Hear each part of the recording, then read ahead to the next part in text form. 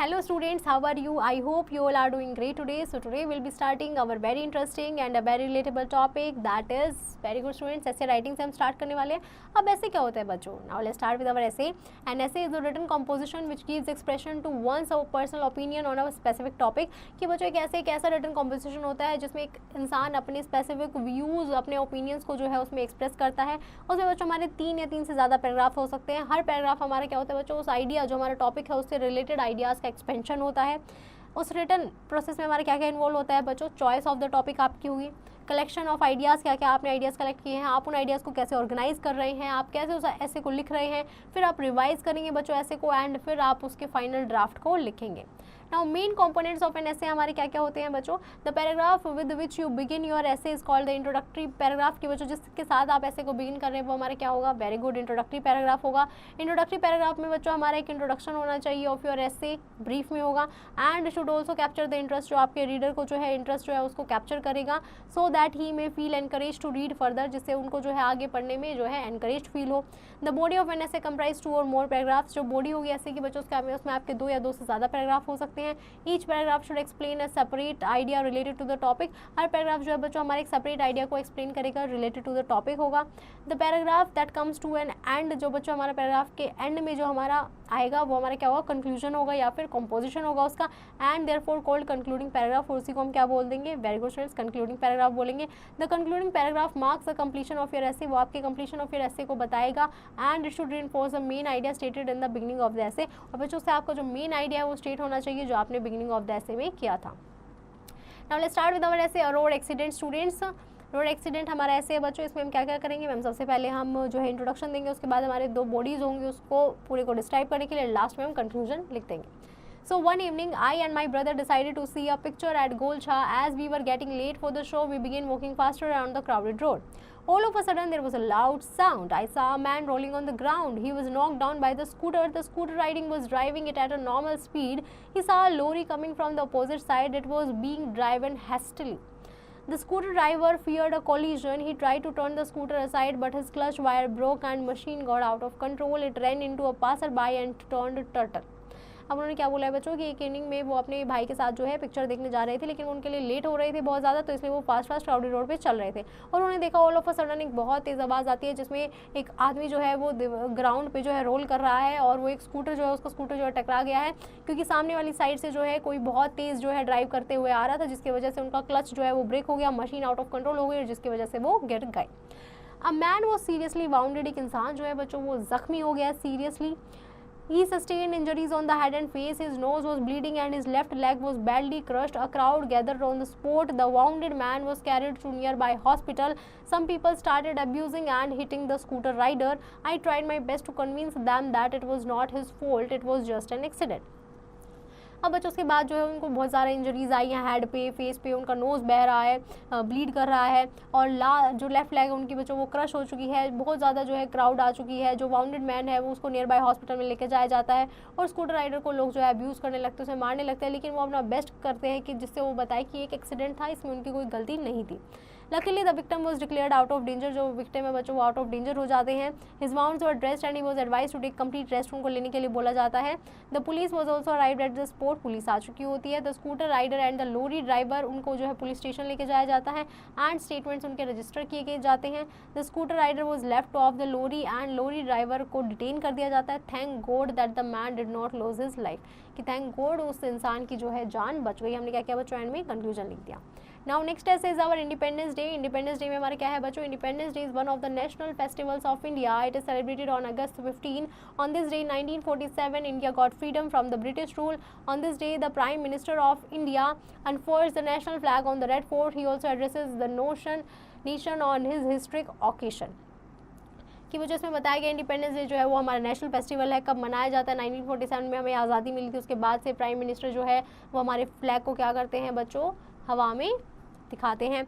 Now on this day the prime minister reminds the people about the greater sacrifices made by the leaders of India to achieve independence for this country, thus he emphasized the importance of national unity and integrity of India. He also analyzes the achievements of his government and what is proposed to be done in future. अब इसमें क्या बताया गया है बच्चों कि prime minister जो है वो रिमाइंड कराते हैं उन्हें कि कैसे जो है कितने बड़े बड़े सेक्रीफाइसेस दिए हैं लोगों ने उस इंडिपेंडेंस को पाने के लिए, हमारे देश की एकता और इंटीग्रिटी को बनाए रखने के लिए कितनी अचीवमेंट्स हमने सही हैं, कितनी सब चीज़ें हमने जो है फ्यूचर के लिए सोची हैं। Independence Day is celebrated in every village, town and city of India. It is celebrated in every school and college. It is celebrated in Indian embassies and high commissions of foreign countries. In the evening, poetic conventions, music concert and entertainment of plays are also organized in capital at many other places. Children also enjoy his day. On this day, all schools, colleges, banks remain closed.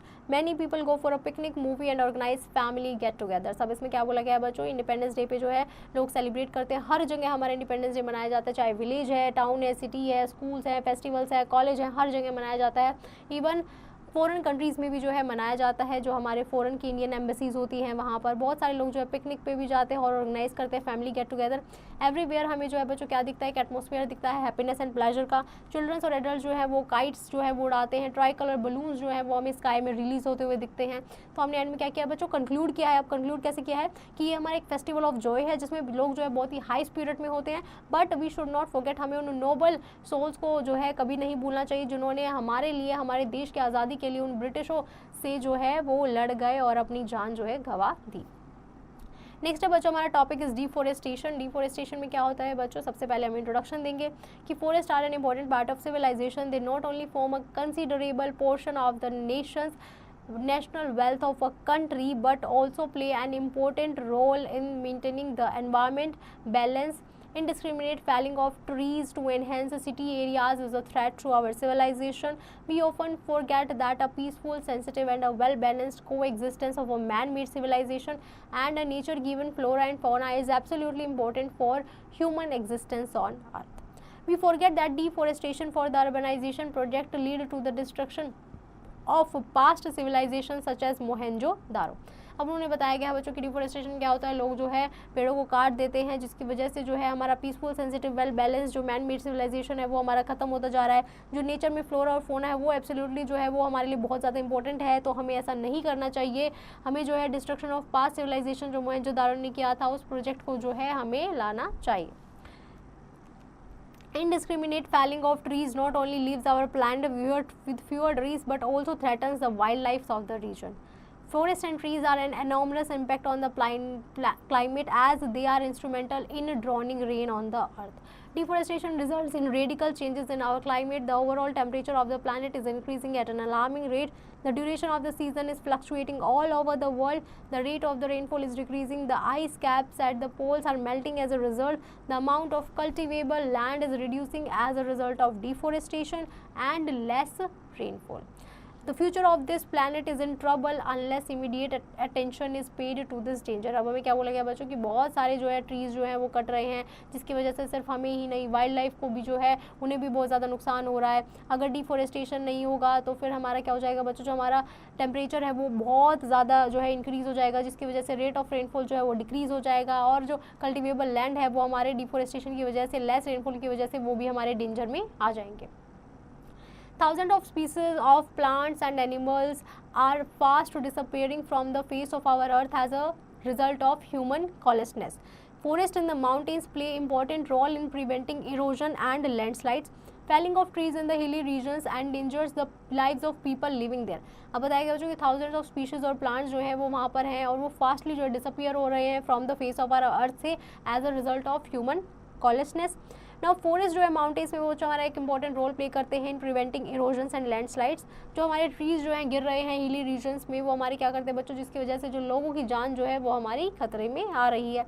However, the silver lining is that several people are become aware to this danger. बहुत सारे लोगों को इस danger के बारे में पता है।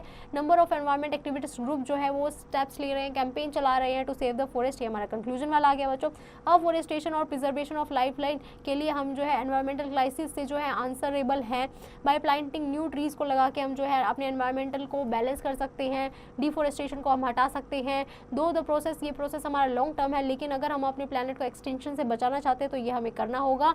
अ thorough mass awareness against deforestation and preservation of lifestyle, यही हमारा कॉल ऑफ आर है। It is not only through mass sensitization participation that can be achieved in future, कि बच्चों ये जो है हम पार्टिसिपेट करके इस कैंपेन में जो है हम फॉरेस्टेशन करके जो है अपने प्लानट को बचा सकते हैं। Next essay is our a football match. Football match में सबसे पहले बच्चों हमने क्या किया है, वेरी गुड, मैम इंट्रोडक्शन दिया है, बीच में हम उसके बारे में लिखेंगे, उसके डिटेल के बारे में लिखेंगे, and then last one is our very good students conclusion. So on last 20th we had our zonal final match with Springfield International School. The match was played on our school ground. The students and teachers of both the teams were present to cheer their teams. A large number of people from nearby areas also thronged the school to watch the game. अब बोला गया है बच्चों on the last 20th एक final जो है zonal match हुआ था हमारा दूसरे स्कूल के साथ। स्टूडेंट्स और टीचर जो है वहाँ के सब प्रेजेंट थे हमारी टीम्स को और उनकी टीम्स को चीयर करने के लिए। बहुत सारे लोग जो है वो आए थे हमारी गेम्स को देखने के लिए। Match was about to begin, match जो है वो 11:30 AM पे बिगिन हुआ। The referee called both the teams को जो है मिडल में बुलाया गया। एट 11:28 बोथ द टीम्स ने जो ग्राउंड में एंटर किया एंड अपनी पोजीशंस ली। एट 11:30 रेफरी ने जो है विसल बजाई and the match began students. The Springfield boys ने जो है अटैक किया गोल टाइम पे and against our all the attempts जो है वो हमारे क्या हो गए, फॉल कर दिए डिफेंडर ने and also by our stubborn goalkeeper ने भी। The referee blew a whistle announcing the half time हो गया। फिर उसके बाद जो है टीम ने बहुत अच्छा खेला but it was on defensive all the time, but वो हमेशा कैसे थे, डिफेंसिव थी हर time. The match began after the referee blows a whistle, again जो है मैच हमारा अगेन स्टार्ट होता है। Now the players were dribbling and kicking the ball with all the fury. Our team was on the attack and the Springfields were in a disarray. A brilliant move made from the left sent the ball to our forward Anish, who dodging the Springfield defender shot the ball into the goal and the Springfield goalkeeper was left licking the ground. अब उन्होंने बताया कि उसके बाद जो है फिर उन सब में जो है बहुत ही ऐसा मतलब गुस्से का माहौल हो गया था। जो स्प्रिंगफील्ड वाले जो प्लेयर्स थे वो बहुत ही डिसहैरे में खेल रहे थे। उसके बाद उनके एक दोस्त ने अनीश ने क्या किया, डॉज किया बॉल को और सीधा जो है स्प्रिंगफील्ड गोलकीपर के उसमें मार दी और जो फील्ड के जो गोलकीपर थे वो सिर्फ उस बॉल को देखते रह गए और बॉल लग गई। आफ्टर दिस जो टेम्पर है उनका बहुत ज़्यादा हाई रोज हो गया और गेम में जो एक एग्रेशन जो है हमने विटनेस किया स्प्रिंगफील्ड बॉयज़ की तरफ से। However our team held on the lead and match ended with the win from our school team. जो मैच है वो हमने ही जीता, हमारी ही लीड हुई थी, लेकिन फिर भी उनमें जो है हमने एक एग्रेशन जो है वो विटनेस किया था। ये हमने बच्चों कंक्लूजन लिखा। Now I hope you have understood this chapter pretty well. You just have to practise the exercise question and don't forget to revise this topic again students.